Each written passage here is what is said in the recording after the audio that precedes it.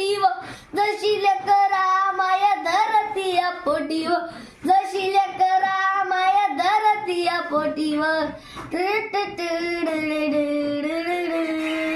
दगडाच्या भिंती भिंती त्याला कौलारूच छतर वर्गामध्ये आमच्या दादा घर पण मोठं मोठं दगडाच्या भिंती भिंती त्याला कौलारूच छतर वर्गामध्ये आमच्या दादा घर पण मोठं मोठं सरस्वती मायेचं आम्हाला आहे व विद्यमान आम्हाला